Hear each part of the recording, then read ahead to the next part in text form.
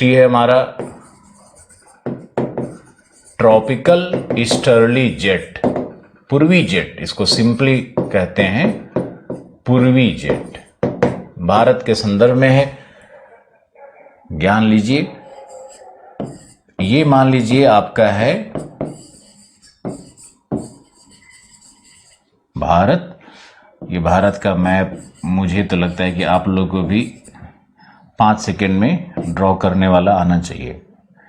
अब यहां देखो, ये है तिब्बत का पठार। सूर्य जब उत्तरायण होगा तो तिब्बत का पठार छत की तरह है, गंगा का मैदान नीचे है, तो छत गर्म होगा या निचमा, छत गर्म होगा ना। तो जब छत गर्म होगा, वैसे भी आगे आपको मॉनसून में पढ़ाएंगे कि तिब्बत के पठार का जो रॉक्स है वो, उसका एल्बिडो बहुत कम है, वो हीट सिंक जोन का निर्माण करता है, उष्मा अवशोषण क्षेत्र का निर्माण कर देता है। तो वहाँ के रॉक सिस्टम से भी है, वहाँ वेजिटेशन नहीं है, ग्लेशिएटेड लैंड है, तो उष्मा का अवशोषण ज़्यादा करता है, वेजिटेशन ही नहीं है वहाँ पे कि वो, तो ये हीट सिंक बन जाता है। वेजिटेशन क्या करता है, टेम्परेचर को रेगुलेट करके सालों भर लगभग इक्वल रखने रखता है।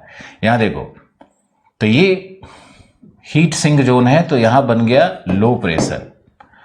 अब लो प्रेशर ही बन गया तो यहाँ से वायु ऊपर उठी, और ऊपर उठने के बाद ये प्रति चक्रवातीय दशाओं में इस तरह से लपट के रूप में निकलती है। ये जो लपट निकल रही है ये जाएगी साउथ चाइना सी की ओर, ये जाएगा लेक बैखाल की ओर, और एक लपट जाएगा यहां पोल की ओर, पोल की तरफ जाएगा। ऐसे कई लपटें इससे बनती है। बहुत बड़ा एरिया है यार, ये बहुत विशाल एरिया है। ये 16 लाख स्क्वायर किलोमीटर में ये लो प्रेशर बना हुआ है, आधे भारत से ज्यादा। और इसी का एक अंग इधर भारत के ऊपर, ये जो ऐसे आ रहा है ना, ये जो फ्लो यहां भारत में आ रहा है, इसी फ्लो में कोरियोलिस काम करता है, और इसी पूर्वी फ्लो का जो कोर होगा वही जेट है, यही ट्रॉपिकल ईस्टर्ली जेट है तुम्हारा।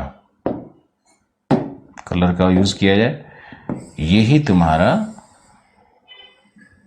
इसी तरह से ये जेट यहां पे निर्मित हो जाता है। यह है ट्रॉपिकल ईस्टर्ली। अब जेट तो एक ऐसे धारा है ही, इसके साथ साथ तुमको इस तरह का और भी प्रवाह मिलेगा, ऐसे भी प्रवाह मिलेगा, ऐसे आ रहा है तो इधर भी ऐसे ही प्रवाह मिलेगा, लेकिन बीच वाला जो भाग होता है ना वो जेट होता है। यही जेट आगे जाकर के सोमालिया के तट पे गिरेगा और मानसून को कैसे प्रभावित करेगा ये हम लोग मानसून में सीखेंगे। लेकिन ये वो जेट है, ट्रॉपिकल ईस्टर्ली जेट। विहंगम दृश्य, टॉप व्यू, विहंगम मतलब जो विहग पक्षियां देख पाती है, देखिए एक विहंगम दृश्य।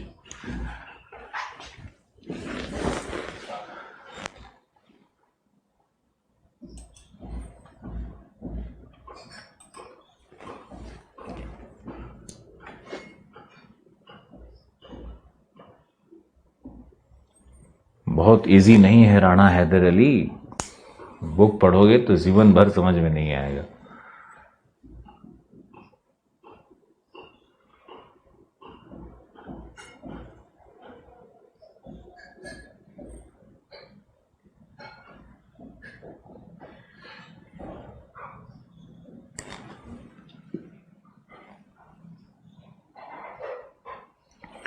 अरे मेरे भाई, जेट स्ट्रीम को एक चीज नहीं है ना, देखिए इसको, दीपक कुमार जी को,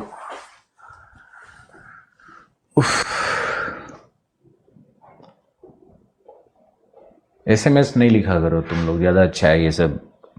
जब कोई टॉपिक पढ़ा दें तभी एसएमएस लिखा करो। कई बार मूर्खतापूर्ण चीजें अज्ञानतावश लिखते रहते हो। जब सारा जेट अलग अलग है, एक जेट है ही नहीं, सब जेट अलग अलग प्रक्रिया से बन रहा है।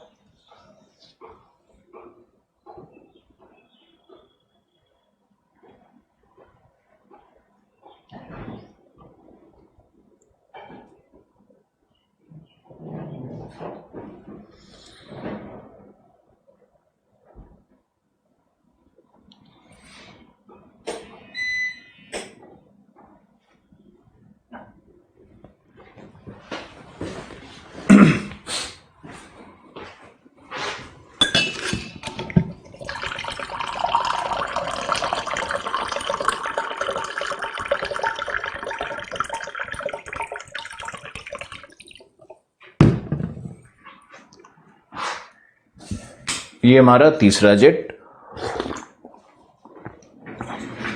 चौथे पे आइए।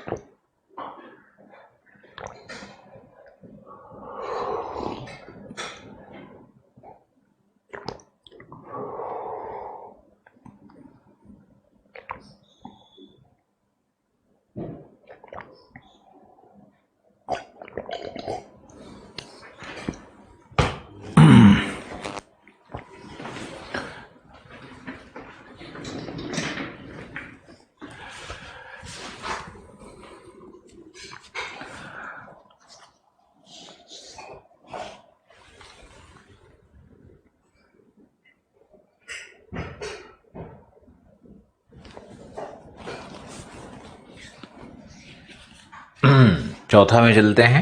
नंबर 4, जेट ऊपरी संचरण है, विसर्पण करता है, तेज धारा है। अब कहाँ कहाँ है, सब जेट अलग है। यहां देखो, ये मान लो तुम्हारी पृथ्वी है,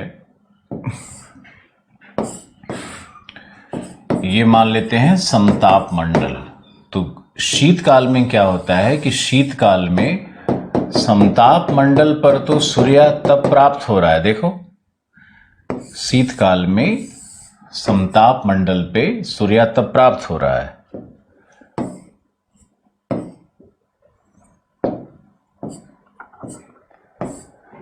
लेकिन ये जो भाग है, यहां सूर्य तप नहीं मिल रहा है, क्योंकि ध्रुव क्या है, चपटा है। ध्रुव देखो इस तरह से फ्लैट हो जाता है, तो सूर्य की किरणें ऊपर की ओर जा रही हैं। यहां पे सूर्य की किरणें हैं, तो ये भाग का हीटिंग होगा।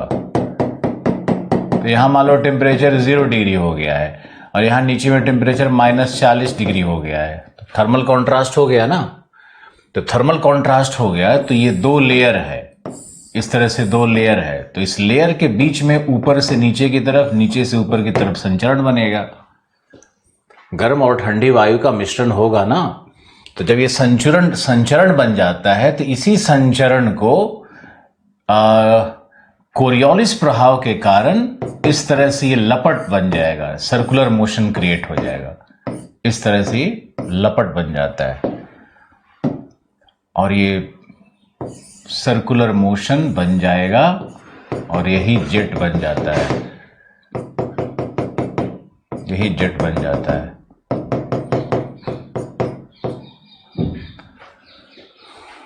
ऐसे समझो, ऊपर में गर्म वायु है, नीचे ठंडी वायु है। तो गर्म और ठंडी वायु जब ऊपर नीचे जब संचरण करेगी, गर्म और ठंडा पानी मिलता है ना, ठंडा और गर्म पानी का मिश्रण अगर लाओगे तो हो जाएगा ना। तापमान जब हीट एक्सचेंज होगा तो फ्लूइड में मोशन क्रिएट होगा ना।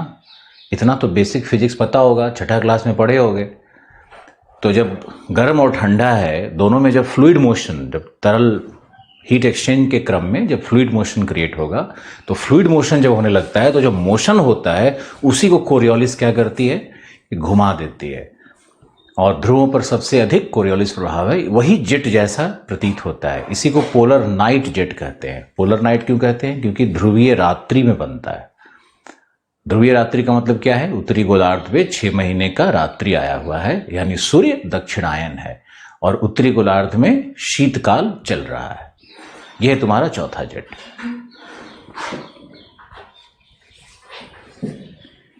बिल्कुल नॉर्थ पोल के अक्ष के ऊपर बनता है ये। नॉर्थ पोल के अक्ष के ऊपर लगभग 32 किलोमीटर की ऊंचाई पर यह बनता है जेट। 32 से ऊपर नहीं बन सकता है, क्योंकि ऊपर में फिर कोरियोलिस लगभग खत्म होने लगता है।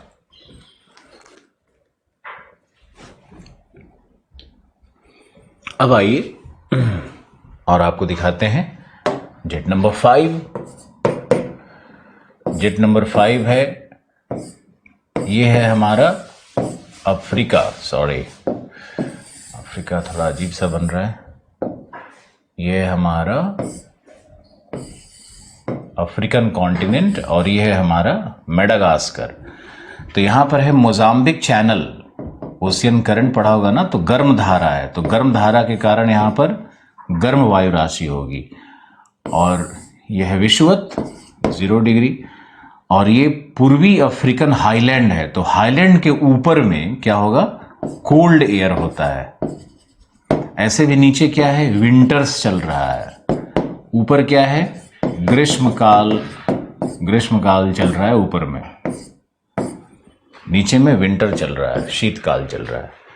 तो शीतकाल में अफ्रीका का कॉन्टिनेंट ठंडा है, वो भी हाईलैंड के ऊपर की वायु की बात की जा रही है। अब यहाँ भी देखो, ये जो मोजाम्बिक के ऊपर गर्म वायु है वो तो नीचे है, और अफ्रीकन हाईलैंड के ऊपर में जो ठंडी वायु है वो तो ऊपर है। अब ये दोनों भी ऐसे वर्टिकल आएगा, दोनों का मिक्सिंग होने लगता है, दोनों एयर का, दोनों का मिक्सिंग होगा तो फिर उसमें क्या होगा, फिर थर्मल करंट्स, जहाँ भी तापांतर है वहाँ पे थर्मल करंट्स बनता है। मैंने अभी फ्लूइड मोशन पे आपको भाषण दिया है, फिर भी आए आए करते रहता है। वैसे तो ऑफलाइन क्लास में है नहीं कि हम शक्ल देख के मजा ले सकें, लेकिन फिर भी हम देखते हैं कि बहुत सारा लोग को एकदम छोटा छोटा फिजिक्स का कॉन्सेप्ट, वो भी इतना ओपन कर दो तब भी समझ में नहीं आता है। लेकिन जिनको समझ में आता है वो अंदर से एकदम आह्लादित खुश रहते हैं कि वाह मज़ा आ गया आज तो। अब इसमें शिक्षक का कोई बहुत बड़ा रोल नहीं है, आपका ही रोल है। तो ये देखो, कोल्ड और वार्म एयर जब दोनों आपस में इस तरह से यहाँ टकराएगा या इंटरेक्शन करेगा तो बीच में, इसके बीच में थर्मल वेव निकलता है। इसी का नाम फिंड लैटर जेट रखा गया है, समझ गया ना। सिर्फ 1-1.5 किलोमीटर की ऊंचाई पर है। और ये जो भारत में मॉनसून, जो साउथ वेस्ट मॉनसून ऐसे आती है ना, भारत में जो ये साउथ वेस्ट मॉनसून आती है इस तरह से, ये जो साउथ वेस्ट मॉनसून का प्रवाह है, ये साउथ वेस्ट मॉनसून आती है तो ये जेट का एक अजीब सा रूप दिखता है। ये जेट तो है ही, ये तो जेट है ही, यही जेट है। 1.5 किलोमीटर की ऊंचाई पर ये जेट है यहाँ पर। इसी का नाम फिंड लेटर जेट कह लो या क्रॉस इक्वेटोरियल जेट कह लो। ये सब है साउथ वेस्ट मॉनसून पवन। साउथ वेस्ट मॉनसून तो आपको मॉनसून में ही ज़्यादा समझ में आएगा, फिर भी हम थोड़ा बहुत कोशिश कर लेते हैं। तो इसी का एक भाग यहाँ से बाइफरकेट होके जेट का इस दिशा में मालाबार की तरफ मुड़ जाता है। तो विद्वान कहते हैं कि यही जेट मॉनसून को भारत की तरफ प्रेरित कर रहा है। यही है तुम्हारा फिंड लैटर जेट। फिंड लैटर जेट यही है, क्रॉस इक्वेटोरियल जेट यही है। मॉनसून से इसका लिंक है 1.5 किलोमीटर की ऊंचाई पर। और इसी ग्रीष्मकाल में यहां पर देखो वो हमारा जेट है, कौन सा, जो अभी हमने आपको बताया, जो यहां आकर के सोमालिया पे गिरता है। तो ये हमारा ट्रॉपिकल ईस्टर्ली जेट तिब्बत के पठार से निकल करके आता हुआ, और ऊपर जाओगे तो 30-35 डिग्री अक्षांश पर एक और जेट है जो इस समय 40 डिग्री पे चला जाएगा समर में। ये कौन सा था, सब ट्रॉपिकल जेट। अब ये डायग्राम याद रखना, ये बहुत मदद करेगा तुम्हारा। यहां पर ये हाई प्रेशर से ऐसे आउटफ्लो बाहर की तरफ निकला है, और यहां से जो निकलेगा वो इसमें इस जेट में चला जाएगा, इससे निकलेगा वो इधर से इस जेट में चला जाएगा। इंतजार करना होगा, मॉनसून का विहंगम महान दृश्य देखने को मिलेगा। अभी तो आप लोग बिगिनर हो। तो ये था हमारा 5 जेट। सभी जगह तो ठंडी और गर्म वायु का अभिसरण हो ही रहा है। ये तीनों जेट तो मॉनसून में भी है ना, इसलिए चलो कि अब जेट स्ट्रीम को बिल्कुल प्रारंभ से देखते हैं। और जेट स्ट्रीम है क्या? सब ट्रॉपिकल जेट, उपोष्ण कटिबंधीय जेट कैसे बना, पोलर फ्रंट जेट कैसे बना, 5 जेट कैसे बना, तो ये कहना कि जेट एक ही प्रकार से बन रहा है बिल्कुल गलत। ऐसा अगर किसी पुस्तक में लिखा है, किसी ने समझाने की कोशिश किया है, तो ये गलत। मैंने ये प्रूव कर दिया कि 5 जेट अलग अलग बनते हैं, और 5 जेट का डिस्कवरी हो चुका है किताबों में, 2 या 3 तक मिलता है। तो आप लोग 5 जेट पढ़िए। दूसरी बात कि जेट का एक सामान्यीकरण किया हुआ मिलता है सविंदर सिंह में, रॉसबी वेव का। लेकिन Rossby wave polar front jet के साथ एसोसिएटेड है, न कि सभी जेट के साथ। हालांकि कालांतर में हर जेट में तो स्पाइरलिंग बैंड ऑफ एयर है ही, लपटें हैं ही, तो हर लपट को लोग रॉसबी वेव कह सकते हैं। लेकिन जो रॉसबी वेव का मूल अवधारणा है वो पोलर फ्रंट जेट से है। आईएएस में ऐसा प्रश्न आया था रॉसबी वेव पर ना, तो रॉसबी वेव पर जब भी प्रश्न पूछेगा तो तुमको primary jet, polar front jet पे लिखना है, ना कि सब ट्रॉपिकल और सब पे शुरू हो जाना। तो एक आपको दिखाते हैं कि जो जेट है उसका क्लाइमेट से क्या एसोसिएशन से, क्लाइमेट से कैसे संबंध है उसका। तो आप पहले ये देखो कि ये है हमारा जेट, ये मान लेते हैं ये है हमारा जेट, ध्यान से देखना। तो जेट का ये श्रिंग है और ये गर्त होता है, ये भी गर्त है हमारा। तो जब जेट संचरण करती है तो उसमें श्रिंग और गर्त का निर्माण कैसे होता है इसको समझना है। मान लो कि जेट चल रही है, तो जेट न तो लहरों की तरह चलती है और न ही सांप की तरह। लोग क्लास में ना ऐसे चला देते हैं जेट को, या सांप की तरह चलाने लगते हैं, विसर्पण मतलब सोचते हैं सांप चल रहा है। जेट वैसे नहीं चलता है।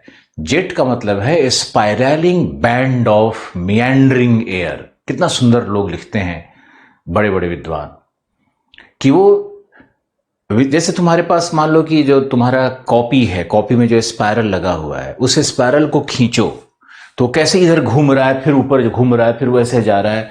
यही जेट का प्रवाह है। क्लियर हुआ? Jet spiralling band of air है, उसमें मियांडर्स मिलते हैं, उसमें सानियोसिटी मिलता है, उसमें ज्यावक्रियता है, वक्रीय पथ है, लेकिन है वो स्पाइरलिंग बैंड ऑफ एयर।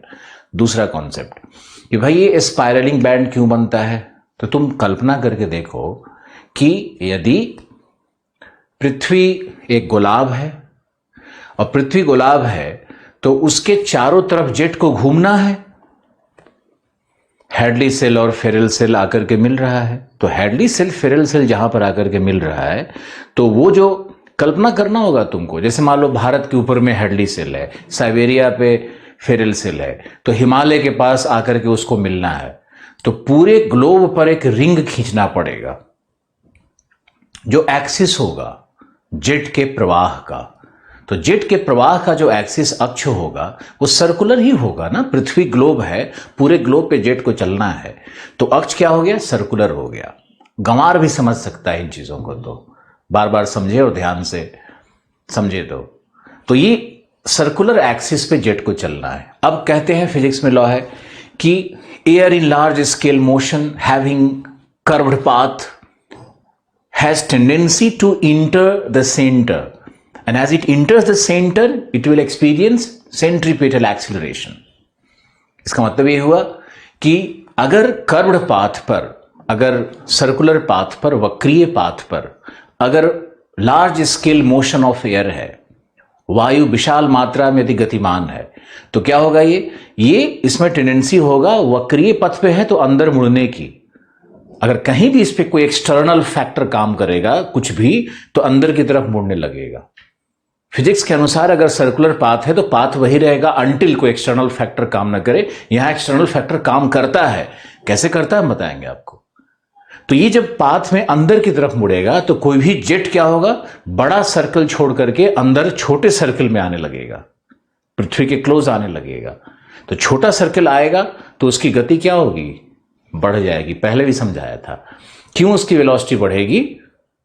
उसकी वेलोसिटी इसलिए बढ़ेगी क्योंकि रेडियस छोटा हो गया, जो उसका सर्कल करने का रेडियस छोटा हो गया, आर छोटा हो गया।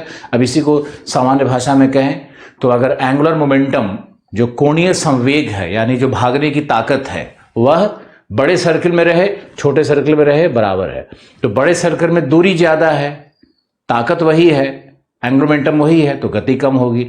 छोटे सर्कल में गति बढ़ जाएगी, एंगुलर मोमेंटम वही रहेगा। ये law of conservation of angular momentum से संबंधित कॉन्सेप्ट है। कोणीय संवेग संरक्षण सिद्धांत से प्रभावित है ये। उसमें कहता है कि कोणीय संवेग नियत रहता है, लेकिन वायु की गति में अंतर होगा। अगर वायु का डिस्टेंस ये ज्यादा घूमना है तो गति कम, छोटा में आएगा तो गति ज्यादा। इसी कारण से वायु जब अंदर प्रवेश करती है पृथ्वी की तरफ, तब उसमें गति आ जाएगी। उसी को हम लोग कहते हैं केंद्राभिमुख त्वरण।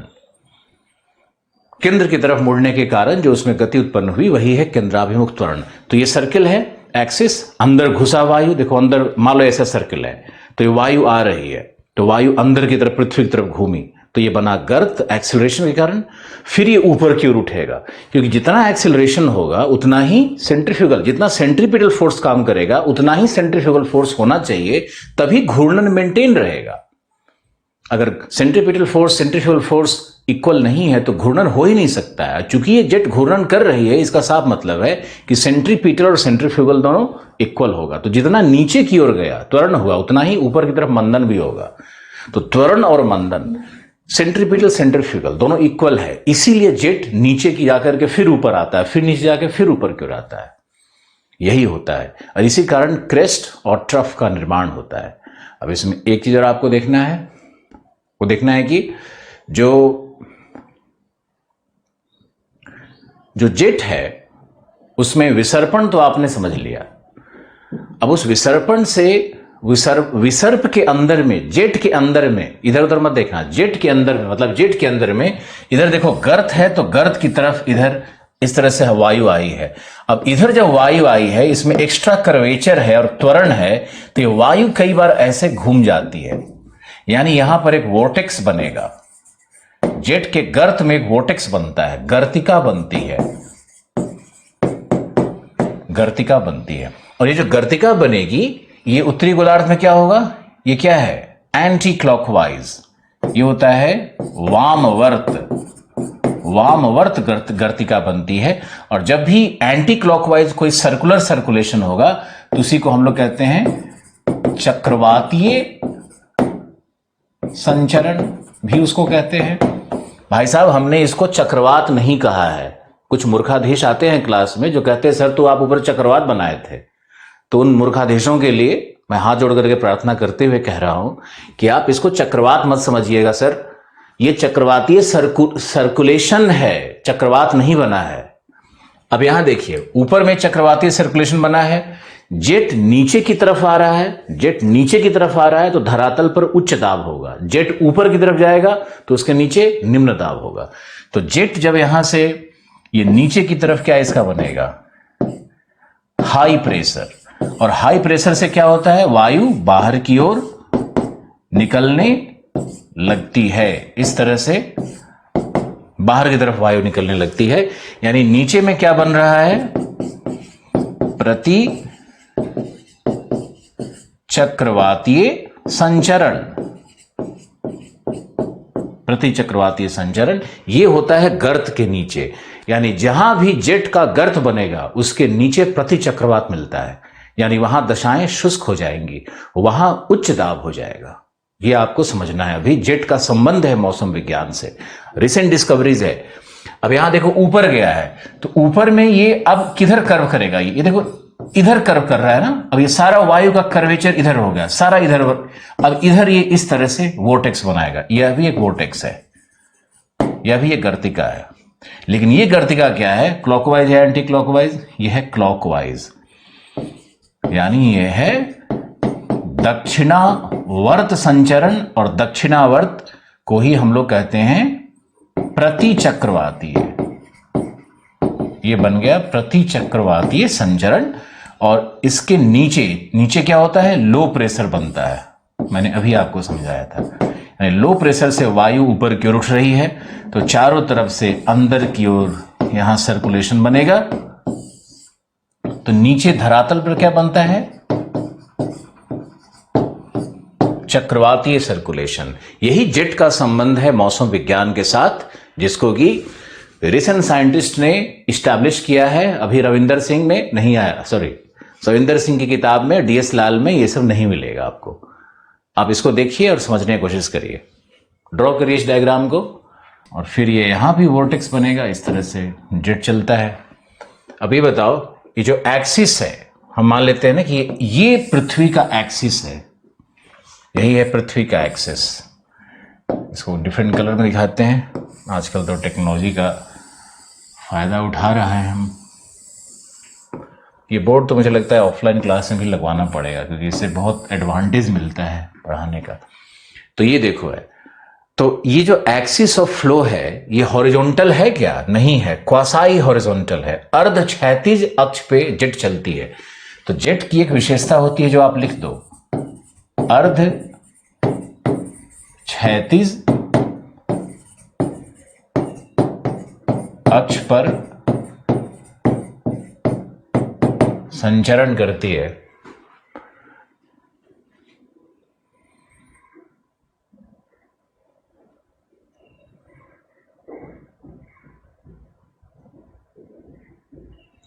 अर्धक्षैतिज अक्ष पर संचरण करती है। आशा है आपको समझ में आया होगा। और एक और आपको अगर हम चाहें तो एक विहंगम दृश्य विश्व के मानचित्र के माध्यम से आपको,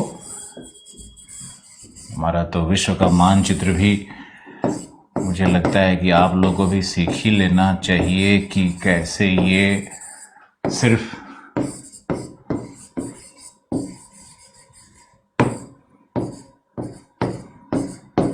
दस 15 सेकेंड में बन जाए। हो गया। अब देखो, तो जेट कहां पर है? ये देखो, यहां एक जेट है।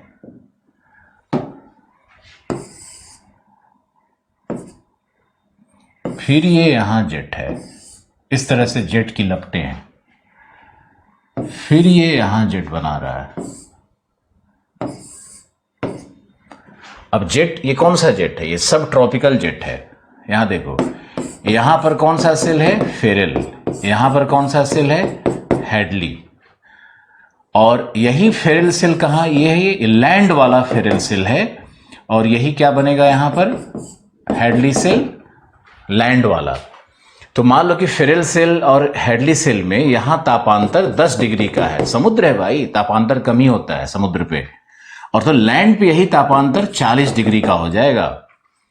तो जैसे ही एक वेव यहां पर आएगा, इसमें एक्सेलरेशन होगा, त्वरण होगा। तापांतर बढ़ गया तो दाबांतर बढ़ गया, दाबांतर बढ़ गया तो पीजीएफ बढ़ गया, प्रेशर ग्रेडियंट फोर्स बढ़ गया। उसके बढ़ने से गति बढ़ जाएगी, गति बढ़ने से त्वरण बढ़ जाएगी, कर्वेचर बढ़ जाएगा, गर्त बनेगा।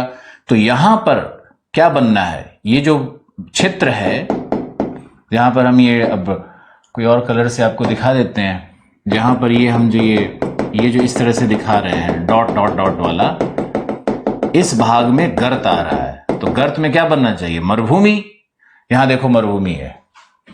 यहां पर क्या बनेगा? इस भाग में क्या बनेगा? यहां पर होगा हाई प्रेशर। यही तो है तुम्हारा एजोर्स हाई प्रेशर है। ये समझ गया?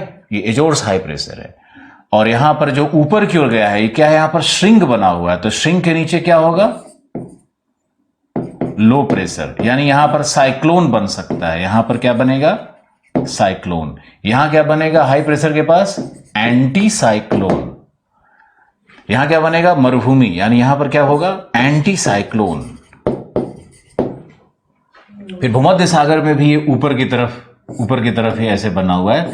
तो यहां पर भी क्या होगा? Low pressure, cyclogenesis. अरेबिया और सोमालिया वाले भाग में क्या होगा? यहां पर क्या होगा? High pressure. पूरा ये हाई प्रेशर फैला हुआ है। यहां पर भारत से लेकर पूरा ऐसे बड़ा एरिया में हाई प्रेशर आएगा। लेकिन बंगाल की खाड़ी और साउथ चाइना सी में क्या बन रहा है? कंडीशन क्या बन रहा है? ये आगे जाकर के हवाई पे गिरेगा। ये हवाई पे क्या है? High pressure. फिर ये ऊपर उठेगा। तो यहां क्या बनेगा? यहां भी बनेगा लो प्रेशर साउथ चाइना सी पे। थोड़ा सा लैंड ज्यादा मिलता है तो जेट में मॉडिफिकेशन हो जाएगा। तो ये हमारा तुम्हारा कौन सा जेट है? ये तुम्हारा पहला जेट यही था, सब ट्रॉपिकल जेट जो परमानेंट है। दूसरा है फेरेल सेल और पोलर सेल के बीच में। तो यहां क्या है आपका? Polar cell. तो इस भाग में इस तरह से पोलर सेल बना हुआ है। तो यहां पर जो ये वेव बन रहा है, ये जो इस तरह से वेव बन रहा है, टूटा टूटा, बस इधर नहीं बनेगा क्योंकि इधर फेरेल सेल नहीं बनता है। पोलर इधर फेरेल सेल है ही नहीं। तो ये जेट यहीं पर बनता है। इधर बनेगा, पैसिफिक के ऊपर बनेगा। ये कौन सा है? यह है पोलर फ्रंट जेट। और एक जेट यहां देखो बनेगा, ये जो जेट है इसका नाम क्या है? Tropical easterly jet. और एक जेट तो यहां बना था हमारा, है ना, इस तरह से बना था ये फ्लो, इस तरह से ये फ्लो बना था। ये था हमारा पोलर नाइट, ये हमारा पोलर नाइट जेट यहां बना था। तो सारे जेट को आप एक विश्व के मैप पर भी दिखा सकते हो, विहंगम दृश्य है। बहुत बहुत धन्यवाद।